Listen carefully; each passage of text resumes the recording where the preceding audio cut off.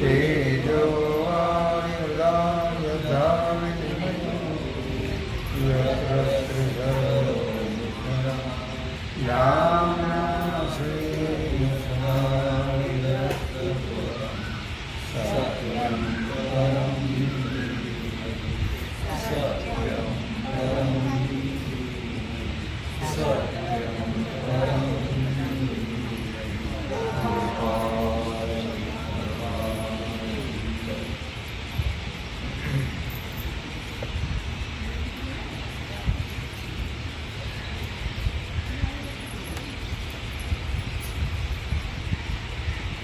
ऐसा विश्वपणे काही होए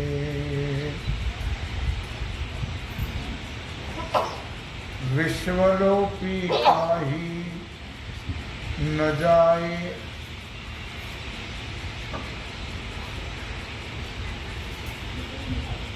इथं ठेव चल हातात ठेव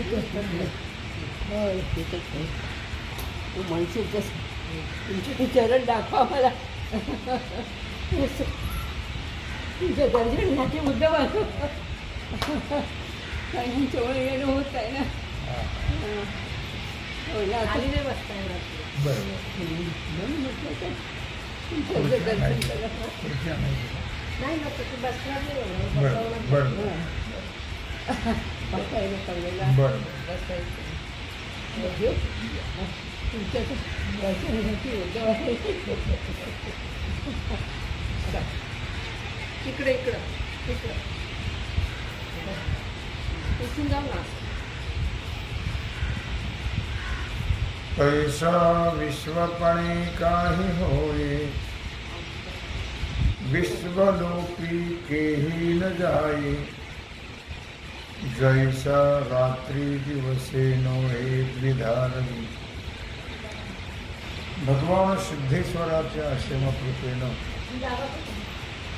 श्री रुक्मिणी पांडुरंगाच्या चरणाजवळ बसून श्री सद्गुरू ज्ञानेश्वर महाराज श्री जगद्गुरू तुकाराम महाराज श्री संत एकनाथ महाराज यांच्या चरण सानिध्यामध्ये आपण सर्व मिळून महान ग्रंथराज ज्ञानेश्वरीच्या 15व्या अध्यायाच्या 554 ओळीचा आपण विचार करतो आहे. तैसा विश्वपणे काही आहे बोली विश्वव्यापक परमात्म्याचं पुरुषोत्तमाचं वर्णन या ठिकाणी करत आहे. उत्तम पुरुषाचं तैसा विश्वपणे काही होय विश्वलोपी केही न जाए जैसा रात्री दिवसे नो हे द्विधारवी. दृष्टांताने सांगता आहेत की ज्याप्रमाणे रात्री सूर्य एक आणि दिवसा सूर्य एक असं नाही आहे. जसं सूर्यामध्ये 2 प्रकार होत नाहीत त्याप्रमाणे विश्व उत्पन्न झाले की परमात्मा उत्पन्न होतो. विश्वाचा लोप झाला की परमात्मा कुठेतरी जातो असा प्रकार नाही. विश्व उत्पन्न झाले तरी परमात्मा आहेच आणि विश्वाचा लोप झाला तरी परमात्मा आहेच. परमात्मा जसं आकाश कुठे जात नाही येत नाही त्याप्रमाणे परमात्मा कुठे जात नाही येत नाही. विश्व असेल तरी आहे विश्व नसेल तरी आहे. कारण ज्यावेळी प्रलय काळ होतो त्यावेळी विश्व नसते. विश्व हे भगवत स्वरूपामध्ये विलीन होते आणि पुन्हा ज्यावेळी जगत उत्पत्ती होते त्यावेळी त्यांच्या कर्मबीजाप्रमाणे पुन्हा विश्वाची उत्पत्ती होते. पण परमात्मा मात्र जसा आहे तसाच आहे. तो जात नाही, येत नाही, उत्पन्न होत नाही, नाश पावत नाही. तो सर्व ठिकाणी आहे तसाच आहे. दोन प्रकार सूर्यात होत नाहीत, तसं परमात्म्यामध्ये कुठल्याही प्रकारचा भेद नाही. विश्वाच्या उत्पत्तीच्या वेळेला तो उत्पन्न होतो किंवा खूप होतो असंही नाही. म्हणजे परमात्मा कुठे जात नाही, येत नाही. त्याची उत्पत्ती नाही, नाश नाही. अर्थात तुम्ही कुठेही गेलात तरी परमात्मा तिथे आहे. जळी स्थळी काष्ठी पाषाणी सर्व ठिकाणी परमात्मा व्यापलेला आहे. आपल्याला ती अनुभूती नाही आहे. म्हणून परमात्मा संत भक्तांना सर्व ठिकाणी त्याची प्रतीती येते. सर्व ठिकाणी बाकी नाहीच आहे. सर्व ठिकाणी सर्व परमात्माच आहे. म्हणून म्हटलं या ठिकाणी की विश्व उत्पत्तीच्या वेळी तो उत्पन्न होत नाही.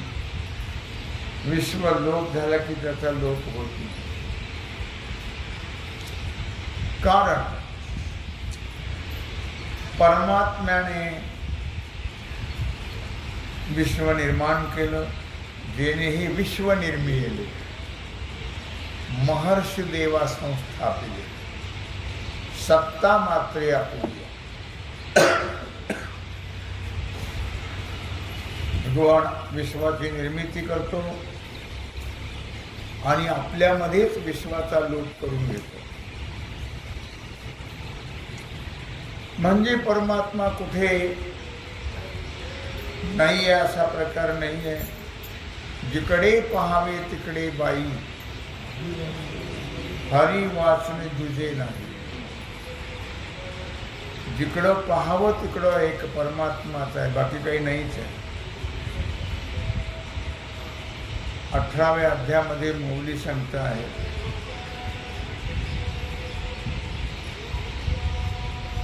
8व्या अध्यायामध्ये 18व्या ओळीतून सांगताय. आणि आकाराचे झालेपणे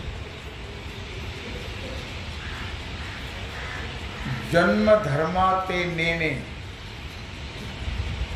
आकार रूपी निमणे नाही कही.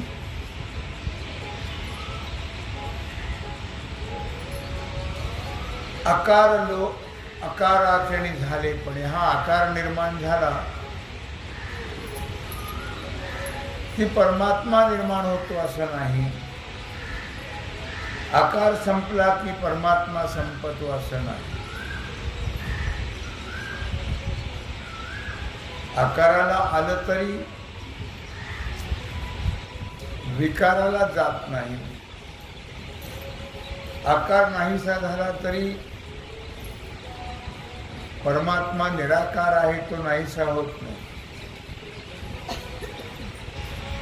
कारण याच 8व्या अध्यायामध्ये 172 ओळीतून सांगतात. पै तया नाव सहज अव्यक्त आणि आकार वेळी तेच व्यक्त. तया नाव सहज अव्यक्त. अव्यक्त निराकार नाही ज्या आकार. तया नाव सहज अव्यक्त. विचार जर केला तर त्यावेळी म्हणजे साम्य अवस्थेमध्ये स्वभावता तो अव्यक्तच आहे. अर्थात त्याला व्यक्त म्हणजे हे जग असं म्हणता येत नाही. जग हे व्यक्त आहे, परमात्मा अव्यक्त आहे. म्हणून तया नाव सहज अव्यक्त. खरं तर अव्यक्त स्वरूप आहे त्याचं.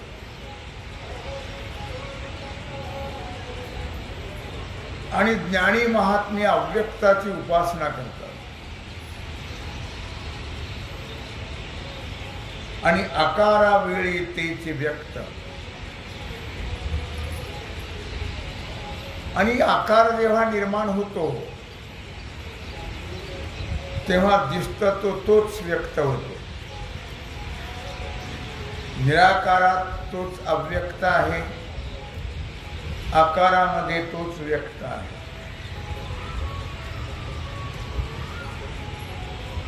हे एकास्तव सूचित, एरवी दोन्ही नाही. व्यक्त अव्यक्त हा प्रकार परमात्मा स्वरूपाच्या ठिकाणी नाही आहे. तो व्यक्त अव्यक्ताच्याही पलीकडे आहे.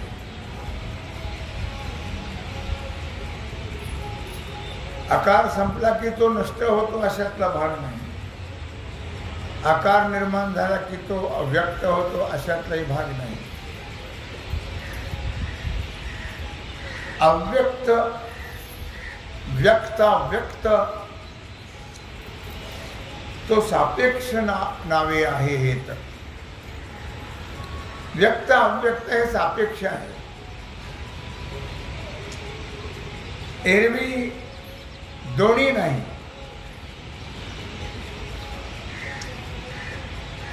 व्यक्तही खरं नाही ना अव्यक्तही खरं नाही. आणि आकार आलिया दयाचे निराकारपण न वचे 180व्या अध्यायातली आकार लोपे न विसंचे नित्य ते गा. आकाराला जरी हा आकार जरी निर्माण झाला तरी परमात्म्याचा निराकारपणा नष्ट होत नाही. आकार संपला तरी त्याच्या नित्यत्वाला बाधा येत नाही. परमात्मा विठ्ठल विस्तारला जनी, विठ्ठल व्यापक त्रिभुवनी. विठ्ठल विस्तारला जनी, हे जन नव्हे सर्व विठ्ठलच आहे. विठ्ठल व्यापक त्रिभुवनी. त्रैलोक्यामध्ये एक परमात्माच व्यापलेला आहे. म्हणून जरी आपल्याला परमात्मा दिसत नसला तरी सगळीकडे पाहत आणि परमात्माच पहा. हा परमात्माच आहे. हे परमात्माच आहे. आकार पाहू नका, योनीमध्ये पाहू नका. नाना प्रकारच्या योनी आहेत. फक्त परमात्मा पहा. तसं ज्ञानोबारायांनी पाहिलं, नामदेवरायांनी पाहिलं. ज्ञानोबारायांनी रेड्यामध्ये देव पाहिला, नामदेवरायांनी कुत्र्यामध्ये पाहिला. कुत्र्यात देव पाहिलं म्हणजे आहेच. कुत्रा होतं का ते? नव्हतं. हे जे दिसतं आम्हाला ते आमची विकृती आहे. म्हणून आम्हाला नाना प्रकार दिसतात. आहे एक परमात्माच. नाथाने गाढवात देव पाहिला. परमात्माच आहे. लक्षात.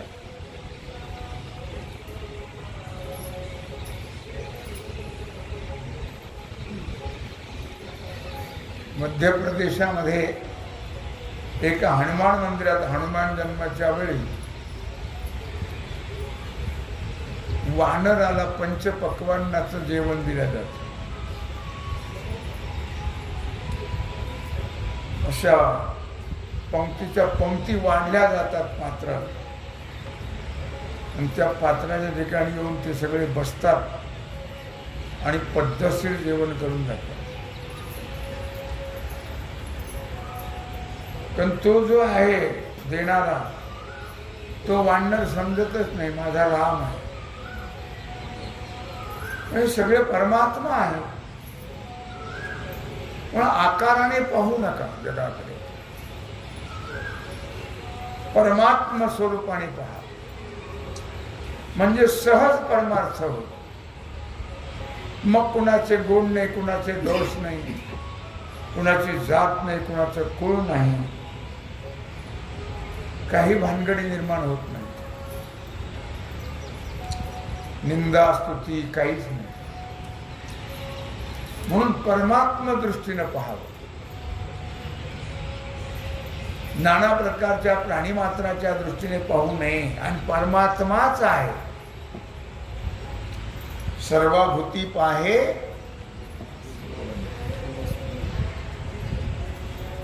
एक वासुदेव. सर्वभूती, सर्व प्राणीमात्रांच्या ठिकाणी एक परमात्मा आहे.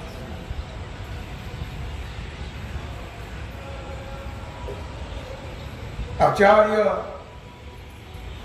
ब्रह्मसूत्राच्या दुसऱ्या अध्यायामध्ये,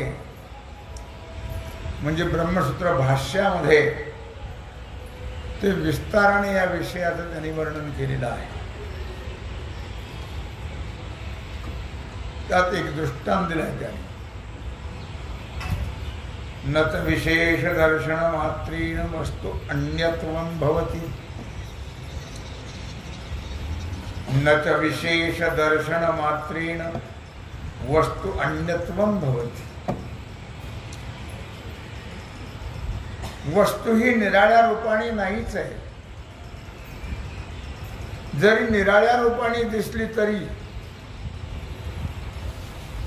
तो वेगळेपणा टाकून द्या आणि तो परमात्माच आहे या तत्वाने पहा. त्याच्याकरता तर म्हटलंय माऊलीनं, महाराजांनी, न पाहिया ते कुळाचा विचार, न पाहिया ती कुळाचा विचार, भक्त करुणाकर ज्ञानाबाई, ज्ञानाबाई. न पाहिया ती कुळाचा विचार, जाती वित्त गोत कुळशिळ मात भजका त्वरित भावना. आमचा भेद जात जाणार नाही जाणार. आता काय जात, आता मसनात गौऱ्या गेल्या, आता काय जातो ऋषीवाने जातो, भेद जाईल नाही जाणार. आता आपल्या बरोबर जाईल भेद, आपल्याबरोबर जळेल नाही का भेद.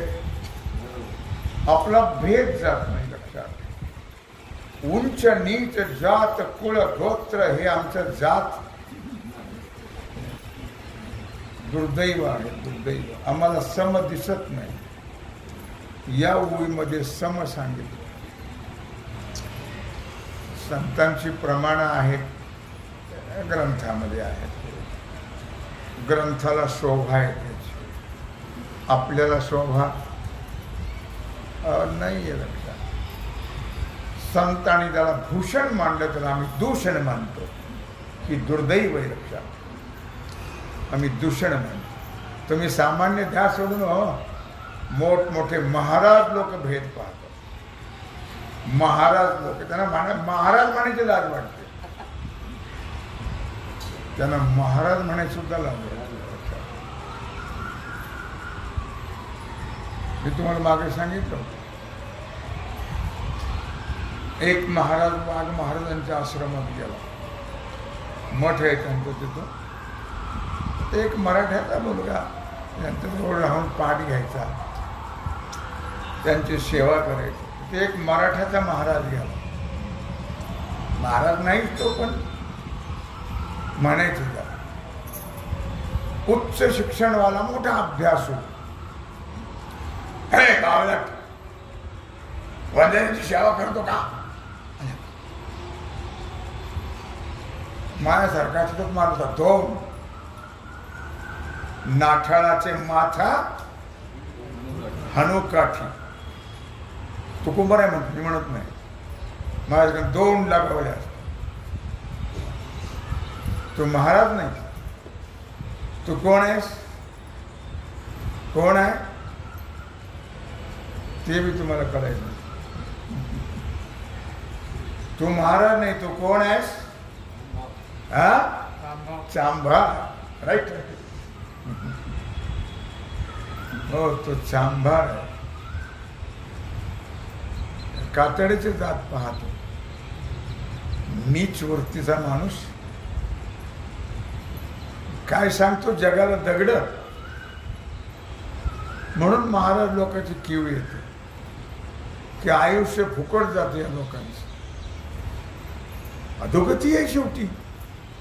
जर भेद गेला नाही तर भेदा भेद भ्रम हे सुद्धा निर्लज्जाणी म्हणून आहे. भेदा भेद भ्रम अमंगळ विष्णुमय जग वैष्णवांचा धर्म.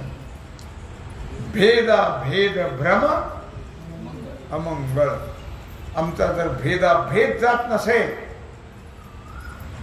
तर पशु तर आमच्यात बदल भेद नाहीये.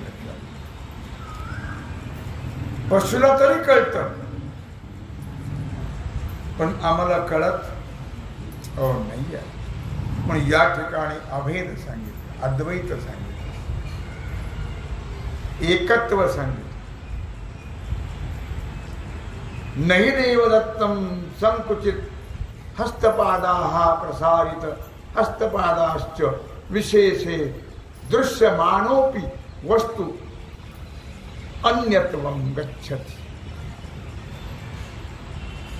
त्याचा अर्थ असा आहे की देवदत्त हातपाय आखडून बसतो. देवदत्तम संकुचन हस्तपादाः प्रसारित हस्तपादाश्च विशेषे.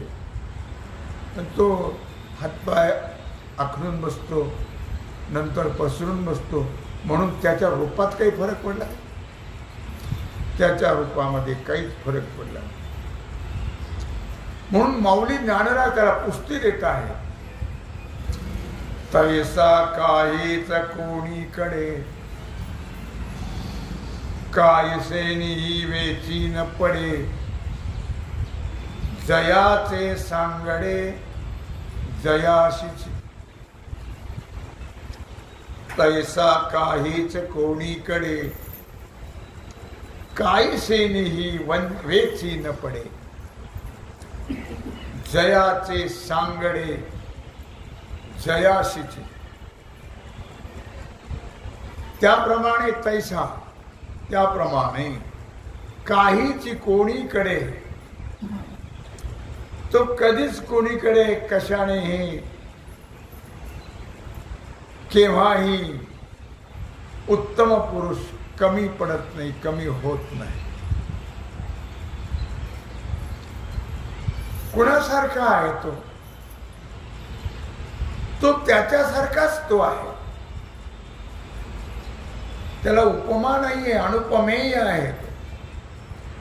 उपमा कोणाला द्यावी? उपमा कुठे असते? भेदात.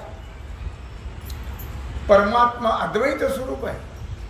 परमात्म्यामध्ये जग नाही आहे. जगात परमात्मा असेल, परमात्म्यात जग नाही. म्हणून परमात्मा स्वरूपामध्ये भेद नाहीये, लक्षात. म्हणून म्हटलं तैसा काहीच कोणीकडे काहीसेनी वेची न पडे. सगळं जग संपलं तरी तो संपत नाही. सर्व जग निर्माण झालं तरी तो उत्पन्न होत नाही.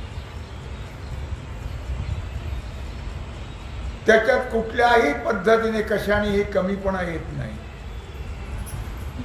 देश काल वस्तू, देश काल वस्तू काय म्हटलं त्याने? आत्मा निर्वाळला विश्वाकार, देशकाल वस्तू भेद मावळला, आत्मा निर्वाळला विश्वाकार. त्याच्या ठिकाणी देशाने भेद नाही, कालाने भेद नाही, वस्तूने भेद नाही. तो देशाने कमी नाही, कालाने कमी नाही, वस्तूने कमी नाही. सर्व ठिकाणी ओम पूर्णमदः पूर्णमिदं पूर्णात् पूर्णमुदच्यते. सर्व ठिकाणी तो परिपूर्ण आहे.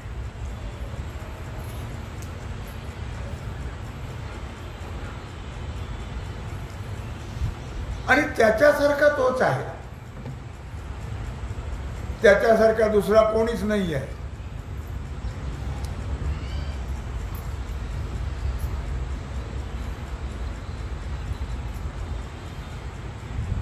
माझ्या विठोबाशी उपमा काय द्यावी, नामा म्हणे अलाय बलाय घ्यावी. त्याच्यासारखा तोच आहे, त्याच्यासारखा कोणीच नाही आहे.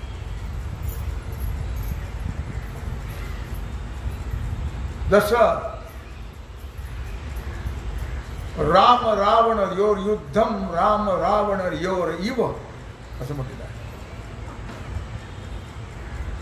म्हणजे राम रावणासारखं युद्ध, राम रावणाचं युद्ध कोणासारखं झालं? राम रावणासारखंच झालं. Ram Ravan your Yuddham, Ram Ravan your इव. त्याला कुठली जपानची कुठली उपमा देता येणार? सध्या चालू युद्ध त्याची उपमा देता येणार नाहीये. लक्षात. राम रावण झुंजिल्लले कैसे, राम रावण दैसे. राम रावण कोणासारखे लढले तर राम रावणासारखेच असं म्हणावं. यस्मात् खरमतीतोः मक्षरादपि चोत्तमः, अतोऽस्मि लोके वेदे च प्रथितः पुरुषोत्तमः. 18वा श्लोक आहे. यस्मात् क्षरमतीतोः अक्षरादपि चोत्तमः, अतोऽस्मि लोके वेदे च प्रथितः पुरुषोत्तमः. ज्या अर्थी मी क्षराच्या पलीकडचा आहे आणि अक्षरापेक्षा उत्कृष्ट आहे, त्या अर्थी अतोस्मि लोके वेदेच प्रथित पुरुषोत्तमः.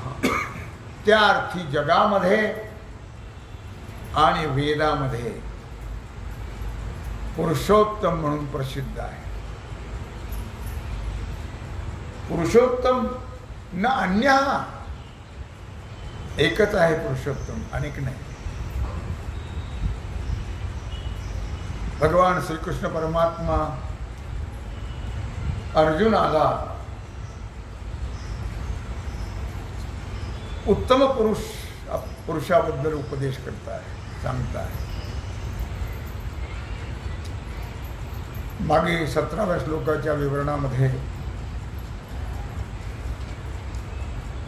मौली ज्ञानराजांनी अनेक दृष्टांत दिले. उत्तम पुरुष कसा आहे ते सांगण्याकरता आणि त्या दृष्टांताने पटवून दिलं. या श्लोकामध्ये मी क्षराच्या पलीकडचा आहे असं सांगतात. क्षराच्या पलीकडचा आणि अक्षरापेक्षाही उत्तम. जगामध्ये आणि वेदामध्ये पुरुषोत्तम फक्त मीच प्रसिद्ध आहे भगवान, आणि मीच आहे, दुसरं काही नाहीच आहे. जो आपण अपेची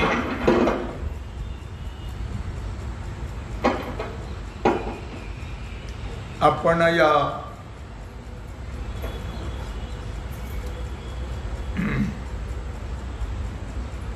प्रकाशित असे धनंजया, काय बहु बोलू जया नाही तुझे. भगवान श्रीकृष्ण परमात्मा अर्जुनाला सांगतात, अर्जुना जो आपण पेची आपण पया प्रकाशित असे धनंजया, जो आपणच आपल्याला प्रकाशित करतो. किंबहुना ज्याला दुसरं नाहीच, एकच आहे. काय बहु बोलो जया नाही तुझे, दुसरं नाहीच, एकच आहे. याचा खूप विचार मागच्या श्लोकामध्ये केलेला आहे, 17व्या श्लोकामध्ये. याच्यात एवढंच सांगायचं, क्षराक्षराच्या मी पलीकडे आहे. त्याचंच नाव आहे उत्तम पुरुष. त्या उत्तम पुरुषाचा विचार या ठिकाणी भगवान श्रीकृष्ण परमात्मा अर्जुनाला सांगता आहेत. तेव्हा झालेली सेवा भगवत चरणी समर्पित करून राहिलेला जो सेवेचा भाग आहे तो आपण उद्या करू. कुंडली कवरदा